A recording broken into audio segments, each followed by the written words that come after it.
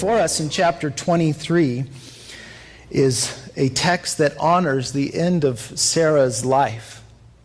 Abraham is going to bury her, and it truly is an honorable thing to look at this. And it might be a little heavy when you think about that time when, maybe you have buried your spouse, or you think about that time that it would come that you might have to bury your spouse. And what's that going to transpire? What's that going to look like? I think there are some things we can learn from Abraham's relationship with Sarah to take to heart, not only for our relationship with the Lord, but our relationship with our spouse. She truly lived well, and she dies well as we study this. Chapter 23, verse 1. And Sarah lived 127 years. These were the years of the life of Sarah. So Sarah died in Kirjath Arba, that is Hebron, in the land of Canaan, and Abraham came to mourn for Sarah and to weep for her. Note two things that marked her life. First off is her longevity. Her longevity. It says in verse 1 that she lived 127 years. This is important because she is the only woman in the Bible that's mentioned her age at her death. Of all the women in the Bible, she's the only one mentioned. So there's some significance about her age at her death. In America here, we don't ask a woman her age, right? You get slapped. But you know that in cultures like China or Korea, and many of the Orient cultures, that's one of the very first things you ask. You think, oh, how rude. No, it's to find out if this person is my peer or my elder, that I may honor them. In some cultures, it's how low I will bow to them. And I wonder if God has given us her age in particular that we may honor this woman who lived well and died well. Notice she lives 37 years after Isaac was born. 37 years. Here is this woman that in barrenness thought, oh, I've got no future, I've got no joy, it's all over, but I'm going to believe God. And at 90 years old, I embraced a son. And God didn't say, okay, you're done. Come on home. He gave her decades to watch her son grow and the joy of that. Truly a blessed life. It's been said it's not how many days you have in your life, but how you're going to spend those days. And how are you spending your days? Her longevity is something to note. The second thing I would note about her is her legacy. Her legacy, how so? Is that she was faithful. She was faithful, standing by her man to the end. You notice in verse 2 that Abraham is with her. She's holding to her covenant of marriage, even through some difficult times. As we've studied Abraham, we've noted Sarah along the way, and obviously she left her family when she went with Abraham and to the land of Canaan in chapter 12. She watched her family unit, in a sense, kind of get disheveled and disrupted as Lot had to go his way, and that affected her. It did. She stood by Abraham through some of the foolish and things that he did down in Egypt, and she was a part of that as well. Those things of she's my sister, and bad decisions are made along the way. But here we find her staying by her husband, dying, finishing her race. She's faithful. Sometimes, we do experience divorce. Sometimes we experience the marriage failure, and God gives grace in those times. But note and understand that God's design in marriage is till death do us part. That's the design He had. That's still the design He has. I love what Ruth Bell Graham once said. She said, a good marriage is the union of two forgivers. And I think Sarah learned that through many of the years, and Abraham learned that as well. They failed, but they stayed together. They stood by each other's side. And it's a reminder for us that, we don't throw in the towel when our husband is just being a jerk and making bad decisions. And we don't throw in the chips, so to speak, and cash in the chips for the newest model because, our wife's getting older. We don't do those things because marriage, in its longevity, in its legacy, is a beautiful thing. It is a wonderful thing to grow old together and to finish out our life by each other's side, honoring the covenant that God gave. Why did God establish marriage between one man and one woman for life? Well, number one, it's healthy. It's healthy for society. It's healthy physically. It's healthy for families. It's a healthy design. But number two, it's spiritual. Because God would take this very illustration of marriage and use it to show us of a greater relationship that God wants with man. Ephesians 5:22, Paul makes the connection, or 32, he makes the connection, I speak to you concerning Christ and the church. And in his relationship with you, he never gives up. He endures to the end to bring you home. He's faithful to the covenant. And God wants all the world to know, even through this marriage illustration, that he longs for them forever to be with them, to stand by their side. And so it's good exhortations for us, even as we go through difficulties with our spouse. She was not only faithful in this legacy, but she was full of faith. She was a godly woman. Hebrews 11, verse 11 says, by faith she gained strength to bear Isaac at 90. She made it through the Ishmael-Hagar episode of chapter 21, and then the offering of Isaac in chapter 22, because she believed and trusted in the Lord ultimately. She kept her eyes on him, that he would keep his word. And she died just like Abraham would die, without seeing the fulfillment of God's promises of this land that they lived in. For she too looked for a city whose maker and builder is God, just as Abraham did. She's a woman of faith. She finished her race here and welcomed home by the Father. You see, it's not how you start your race, though starting with the Lord is very well. It's probably the right place to start. It's not what hurdles you're going to face along the way, because you're all going to be tested. We will all be tested. It's how you're going to finish. It's the legacy that you're going to leave, the godly line in your descendants after you of what you did with your life and holding tightly to God's ways and God's word. A woman of faithfulness, a woman full of faith. That's a legacy. In fact, God, of all the women in the Bible that he gives us of an example to follow, he gives us Sarah. Interesting, he didn't give us Mary. He gave us Sarah. Isaiah chapter 51 verse 2. Look to Abraham your father and to Sarah who bore you. For I called him alone and blessed him and increased him, that she would become, in a sense, an example of godly motherhood. 1 Peter chapter 3, Peter notes it in the New Testament. For in this manner in former times, the holy women who trusted in God also adorned themselves, being submissive to their own husbands, as Sarah obeyed Abraham, calling him Lord, whose daughters you are if you do good and are not afraid with any terror. You see, God can take you, maybe I'm talking to gals in particular, but it's understandable for all of us. Sarai was her name previously, and what did it mean? Dominant one. But when God enters the picture and there's a new covenant, by the end of her life, what's her name? Sarah, princess. And oh, how we long to be that rather than what we were at the beginning. The grace of God can do that. And Sarah's life is a great testimony for us to note. And then he tells us in verse 2 that she died in Kirjath Arba. Arba, it means city of four quarters, probably worth about $1. Which is also noted as Hebron. And Hebron, as we studied before, the word means fellowship. Fellowship. This was a place that was very familiar to Abraham. He had been here before in chapter 13. This was a place where he entered a covenant with God. The fellowship, the fruitfulness, the blessings of worship were all there. And I think it's not by coincidence that this is where Sarah would breathe her last. She's in fellowship with the Lord. She's in fellowship with her husband. It's a good thing. Question, how will you end out your days?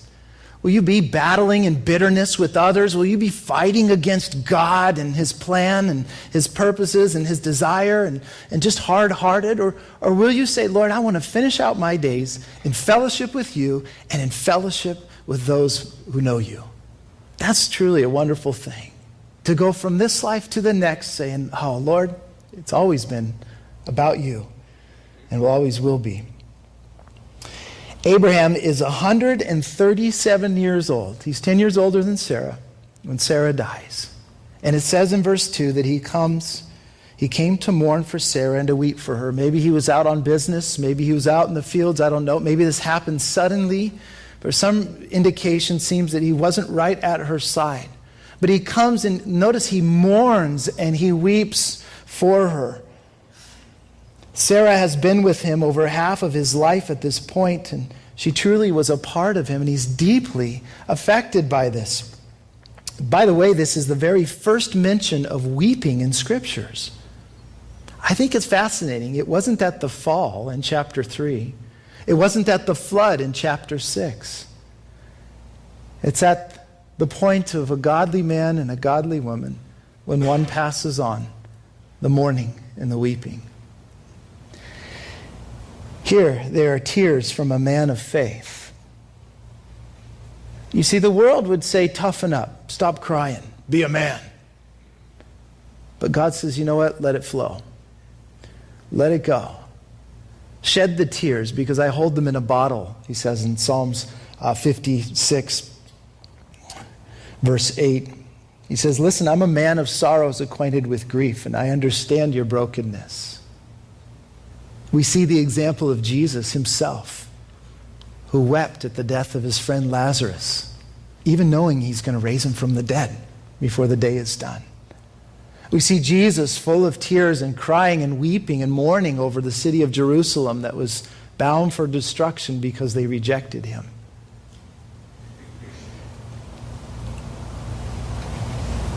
It's good to weep when your spouse dies. I know people deal with grief differently, but it's as if God would say, you know what, go ahead and weep. It's a sign that she was special to you. They've affected your heart. He knows the tears.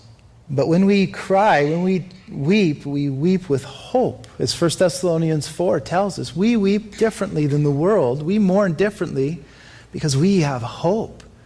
It's more than this life. This life is not therein, nor ours. Death is not the goodbye. It's more of the see you later. There's a great homecoming that's coming. Life didn't stop for Abraham here. As we'll begin to see in chapter 25, his faith is still active. In chapter 25, he takes on another wife. Her name is Keturah. And he bears 6. In chapter 25, 6 more kids and many grandkids. He's 137. He dies at 175. He's still kicking it. And going strong for the Lord. Another 38 years. But that's a whole nother study on going forward after grief and walking with the Lord and finishing well. But here, he begins to weep. In verse 3, then now he sets out to honor her life with the funeral. And Abraham stood up from before his dead and spoke to the sons of Heth, saying, I am a foreigner and a visitor among you. Give me property for a burial place among you, that I may bury my dead out of my sight. The sons of Heth were the Hittites who lived in the area of Hebron and Mamre area. Abraham had friends in the land, and they've come to mourn with him the loss of his wife.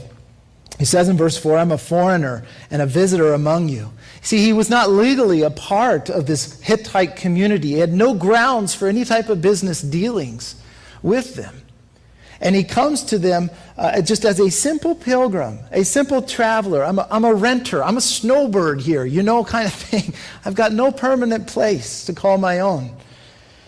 And I think often when a loved one dies, we're faced with 3 realities. The first is the brevity of life, just how short it is. The second is the priority of life. What am I really living for? And third is the reality of life. It goes on after death. There is an eternity that we all must face, and am I prepared for it? And I think Abraham at this point, when he's lost his wife, he says, listen, heaven is more clear in my view than ever before. I am a foreigner here. I am on a visitor's pass here. When you go to a foreign country and take your passport, sometimes you got to get your visa stamped. You're not a citizen of the land, so you get your visa stamped, and it's like, hey, you've got 30 days to enjoy the land, or maybe you get 3 months or 6 months, or even when I was in China, they gave me a 5-year residency, and you think, wow, 5 years! But I'm still not a citizen. I'm still temporary there. And so true, Philippians 3 tells us that our citizenship is in heaven, and we eagerly await the appearing of Jesus Christ. And no greater time than even at a funeral that we realize that, Lord, I just don't belong here. Yes, my feet are on the ground to do your work, but my head is in the clouds because I know where I'm going. And I'm just a foreigner and a stranger passing through here. A limited time. And so he says to them, because I'm a foreigner, I'm a visitor, he asks, give me property for a burial place among you. You know, a rented grave wouldn't do. They didn't have, buy a burial store, around. So they didn't have those things. And he wasn't set to rent a space for a while. He wanted a permanent space because he knew for generations to come the effect it would have. It was special. And you think, well, why didn't Abraham take her back to Ur, where they came from? Why don't they go back to the homeland? Because it was a testimony for all the generations after him to say, this is our home. This is what God has promised us. And this is where we will set. Would they push him away? No. Look at verse 5. And the sons of Heth answered him, saying to him, hear us, my lord, you are a mighty prince among us. Bury your dead in the choicest of our burial places. None of us will withhold from you his burial place, that you may bury your dead. Now, I want you to note, as this conversation transpires, two things. First is the ritual of the Hittites. We'll talk about that and what's taking place. And the respect that Abraham has for them. This is truly somewhat of a business deal going down here. But he says the sons of Hittite noticed, they recognized Abraham standing with God. You're a mighty prince with God. That Abraham had shared with them, had witnessed to them of who his God was about. And there's times when the world's going to peer in and go, you've got some type of in with God. Hey, let's get Joe to pray for Thanksgiving dinner. He goes to church. That type of thing. And you go, huh? They say, hey, can you say something good for me upstairs with the big man? They get those things. It's like, but you're going, wait a second. My in is your in. It's Jesus. You talk to him the same way I talk to him. Got nothing special on me. It's all about what he's done. But they say, you're a mighty prince with God. They recognize there's some connection. And they offer in verse 6 the choicest of our burial places that none of us would withhold from you. It's gracious, but this is all part of the business practice. Of all part of just being nice and looking generous in the eyes of those around them. You can use whatever you want temporarily for whatever you need temporarily. Whatever you need at this time. And Abraham says, man, in a sense, I need something permanent. Give me a place.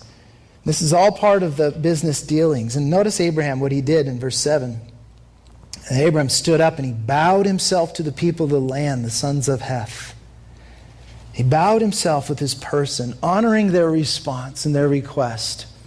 He wasn't demanding, he wasn't rude, he wasn't belligerent. He was honorable and respecting and willing to meet them where they were at. In verse 8, and he spoke with them, saying, if it is your wish that I bury my dead out of my sight, hear me and meet with Ephron, the son of Zohar, for me. He was the leading man, the prince in the area. And he says to him that he may give me the cave of Machpelah, which he has, which is at the end of his field. Let him give it to me at the full price as property for burial place among you. It's as if Abraham had a plan in mind. He had a plot in thought, you might say, the cave of Machpelah. Hey, I've already gone out and looked around, and tell Ephron I'd love to meet with him and talk to him about purchasing that exact cave to bury my dead. If you guys are up for it, if you're willing to do it, then let's go down that road. In verse 10, and Abraham stretched out, wrong 10. Now Ephron dwelt among the sons of Heth, and Ephron the Hittite answered Abraham in the presence of the sons of Heth, all who entered at the gate of the city. That's where these transactions would take place, saying, no, my lord, hear me. I give you the field and the cave that is in it. I give it to you in the presence of the sons of my people. I give it to you. Bury your dead. 3 times he's reiterating, I give, I give, I give. Again, this is part of the business practice, as we'll find out in a second here. Partly just how they did everything. And notice, but it's not just the cave, it's the field. He says, I'm going to give you the cave and the field. I'm such a generous guy. Why? Why did he not just give him the cave? Why is he throwing in the field with it? Well, understand this from the Hittite law. It required that the owner of a complete unit of land to give military support to the king in return. So if anyone buys all the fields of a craftsman, they shall ask the king, and he shall render those services which the king orders. So the king would say, listen, you can have the field, you can buy the field and everything, but you're going to have to give me some military service. You're going to have to render me whatever I ask of you. And so Ephron here is simply saying, hey, I'm giving it all to you because I don't want to be responsible before the king to say, I've got things I owe him. So it's just business practices. But Abraham is willing to pay the full fee. He's willing to do the whole deal. I'll take whatever the king would ask upon myself in order to honor the dead and honor my wife. And he begins to press it through to the end. Verse 12. And Abraham bowed himself down before the people of the land. Again, very courteous, very humble. And he spoke to Ephron in the hearing of the people of the land, saying, if you will give it, please hear me. I will give you money for the field. Take it from me, and I will bury my dead there. And Ephron answered Abraham, saying to him, my Lord, listen to me. The land is worth 400 shekels of silver. What is that between you and me? So bury your dead. Abraham wouldn't take that which cost him nothing. Why? It wasn't stubbornness. It wasn't pride. It was the picture. First off, that my God is a God who blesses. And I don't need anything from the world, no freebies from the world to add to my life because I've got the giver of life himself. And I want you to know that my God is a God who blesses. But secondly, it had to do with his future work. That nowhere down the line could someone come back and go, you know what, you didn't do the deal right. The field really belongs to us, and yada, yada, yada, and try to take it away from him. Now he was going at it the right way, the right thing. And notice what Ephron says in verse 14 and 15. He answered Abraham, saying to him, the land is worth 400 shekels of silver. What is that between you and me? So bury your dead. You think at first, wow, nice guy. He's pretty generous. No, understand this. 400 shekels of silver was 10 to 100 times more than what a field would purchase for. 10 to 100 times. See, this was their custom. First, the seller often would give it to them, and when that's refused, the seller suggested a price, which he claims is modest, but in reality it was really very high. And this is understood to be the starting point, and from there the bargaining goes down. So Ephraim's hoping for maybe 100 to 200 shekels, but he starts at 400. Now, let's bring it to modern day. The haggling. I've been in areas that you haggle for the deal. The Hong Kong haggle, I was there. The black market bartering and seeing the things, and you go there and you say, well, I'd like this, nah, it's too high. And you walk away, oh, come back. And they barter down and down and down until finally you go away and you think, yes, I've got something. And there I saw this really cool iPod, and I'm thinking everything's made in China. It says Apple on it. It says California on the back. Sweet, I got a good deal. I get back to the hotel and I open it up, and there everything's in Chinese. I can't even understand this. And let alone, upon further inspection, it's not iPod, it's iPoo.